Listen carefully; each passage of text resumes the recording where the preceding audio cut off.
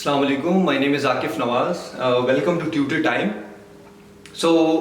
In this lecture, we'll be talking about indefinite tense. इससे पहले हमने टेंसेस के बारे में थोड़ा डिस्कस किया था कि हमारे पास टोटल नंबर ऑफ टेंसेस कितने हैं और उसको कैसे कैटेगराइज किया हुआ है. आज हम बात करेंगे इंडेफिनिट टेंस के बारे में और हम इनके स्ट्रक्चर के बारे में स्टडी करेंगे, उसको अंडरस्टैंड करने की कोशिश करेंगे कि अगर एक सेंटेंस हमारे पास लिखा हो हमें कैसे पता चलेगा कि either this is present indefinite tense और any other one. Okay, so सबसे पहले हम बात करते हैं कि हम एक टेंस को डिटरमाइन कैसे करेंगे. हम कह सकते हैं कि the tense of a sentence is basically determined by two things in a sentence. सबसे पहले जो हमारे पास मेन फोकस होता है वो हेल्पिंग वर्ब का होता है और दूसरा हमारे पास मेन वर्ब का होता है. अच्छा, अब हेल्पिंग वर्ब हमारे पास जो इंडेफिनिट टेंस में यूज होते हैं वो मुख्तलिफ होते हैं क्योंकि प्रेजेंट इंडेफिनिट टेंस के अपने हेल्पिंग वर्ब्स हैं, पास्ट के अपने हैं और फ्यूचर इंडेफिनिट के अपने हैं. और इसी तरह हमारे पास जो मेन वर्ब है वो भी वेरी करते हैं इन तीनों टेंसेस में. लेकिन हम डिस्कस करेंगे कि हर एक के पास हम कौन सा हेल्पिंग वर्ब लगाते हैं और कौन सा मेन वर्ब लगाते हैं. अच्छा, मैं एक सेंटेंस लिखूंगा और इस सेंटेंस को हम समझने की कोशिश करेंगे फिर हेल्पिंग वर्ब और मेन वर्ब के थ्रू. अगर मैं एक सिंपल सेंटेंस लिखूं कि Ali drives a car. Acha, now in this sentence, now first let's categorize or let's break all the words down into pieces. तो हमारे पास Ali is a noun,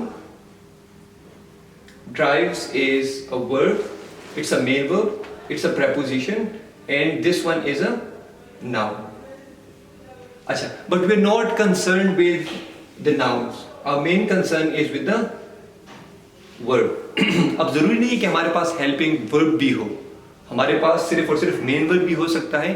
और एक और चीज, अगर हमारे पास एक सेंटेंस में मेन वर्ब ना हो then helping verb performs the function of a main verb. अच्छा, अब इस सेंटेंस से हम समझने की कोशिश करते हैं. Now here in this sentence drive is the first form of verb. It's a first form of verb और उसके साथ हमने s को ऐड किया हुआ है तो हम इसके साथ s और es ऐड करते हैं. लेकिन हम तब ऐड करते हैं जब हमारे पास सब्जेक्ट सिंगुलर हो.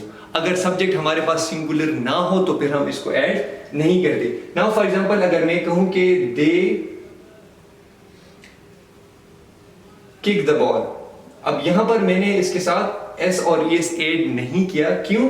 क्योंकि हमारे पास सब्जेक्ट क्या है, वो प्लूरल है. सो आई होप कि आपको, और इसको हम कहते हैं this is an affirmative sentence. क्या है? Affirmative sentence. एफर्मेटिव सेंटेंस में हम इन चीजों का ख्याल रखते हैं. अच्छा, अगर हम इसकी नेगेशन करें तो नेगेशन में फिर हमारे पास हेल्पिंग वर्ब का बहुत बड़ा मेन रोल आ जाता है. अब अगर मैं इसको नेगेटिव में चेंज करूं तो मैं कह सकता हूं कि Ali does not drive a car. अच्छा, तो अब मैं यहां पे कह सकता हूं कि अब s और es मैंने यहां पे ऐड नहीं किए. Why? Because the helping verb does not is used in the beginning. तो जब हमारे पास डज नॉट आ जाए तो हम ये भी कह सकते हैं कि जब सब्जेक्ट हमारे पास सिंगुलर हो तो then we have to use does not in case of negation. अब अगर मैं इसके साथ प्लूरल का देखूं तो हम कह सकते हैं कि they do not kick the ball. अब यहां पर देखिए, when subject is plural then we have to use the helping verb do not. So I hope कि इसकी आपको समझ आ गई होगी. So हम कह सकते हैं कि do not or does not are the helping verbs that we used in present indefinite tense. और दूसरी जो हमारे पास मेन वर्ब है, first form of the verb is used and s or es is optional. वो depend करते हैं किस पे, सब्जेक्ट पे. अगर सब्जेक्ट सिंगुलर है तो s और es ऐड होगा एफर्मेटिव सेंटेंस में. अगर सब्जेक्ट हमारे पास प्लूरल है then we not suppose to use s और es with the main verb. So इसकी आई होप कि आपको समझ आ गई होगी. लेकिन अगर फिर भी आपका कोई क्वेश्चन है तो आप मुझसे पूछ सकते हैं. अभी हमने डिटेल में थोड़ा इसलिए पढ़ा ताकि आपको आइडिया हो जाए. अब हम आ जाते हैं पास्ट इंडेफिनिट टेंस में. तो हम डायरेक्टली बात करेंगे कि पास्ट इंडेफिनिट में जो हमारे पास हेल्पिंग वर्ब होता है वो सेकंड फॉर्म ऑफ वर्ब हम यूज करते हैं। क्या यूज करते हैं? सेकंड, सॉरी, हेल्पिंग वर्ब हमारे पास डिड नॉट होता है,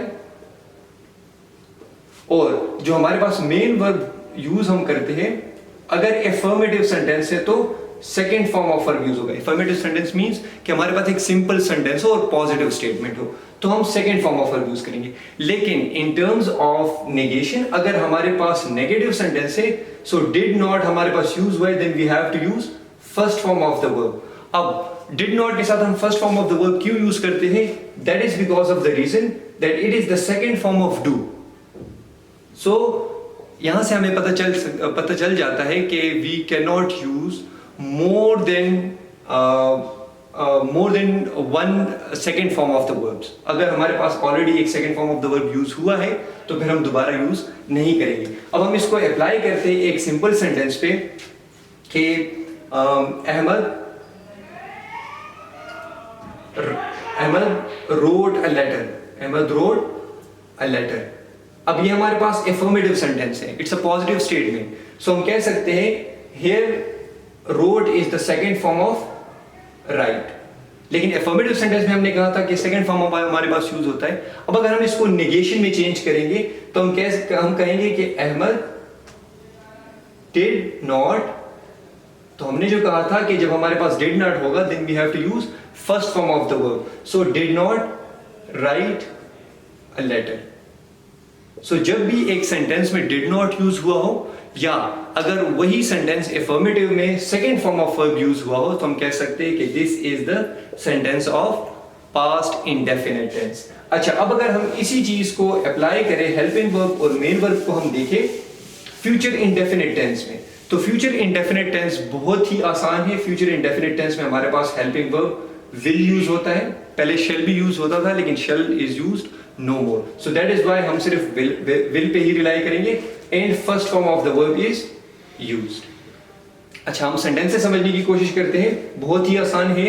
अगर मैं उसी सेंटेंस के लिखूं कि Ali will write a letter and, अब अगर मैं इसको नेगेशन में चेंज करूं so Ali will not write a letter. अच्छा, अब यहां पर हमारे पास हेल्पिंग वर्ब विल यूज हुआ है and first form of the verb हमारे पास यूज हुआ है। So that is why we can say that these sentences are of the future indefinite tense. अच्छा, अब हम अगर मैं इसको एक समराइज करूं या ब्रीफ ओवरव्यू दूं तो मैं कह सकता हूं कि a sentence, so that the tense of a sentence is solely determined on the basis of helping verb and main verb. अगर आप कोई भी सेंटेंस उठाए उसमें आपको सिर्फ हेल्पिंग वर्ब का पता हो और मेन वर्ब का पता हो, so it becomes really easier for us to identify the tense of a sentence. So I hope कि आपको समझ आ गई होगी and the entire play revolves around helping verb and form of the verb. अगर आपको ये पता है सो आपको टेंस का आना बहुत ही आसान हो जाएगा and you can use correct form of the verbs in your exams as well. उस क्वेश्चन को भी आप अटेम्प्ट कर सकते हैं। So that's all regarding indefinite tense and in the coming lecture we'll be talking about continuous tense in detail. So I hope so कि आपको समझ आ गई होगी and if you have anything to ask you can write that in the comment section and we'll surely respond to that. Thank you so much. Allah Hafiz.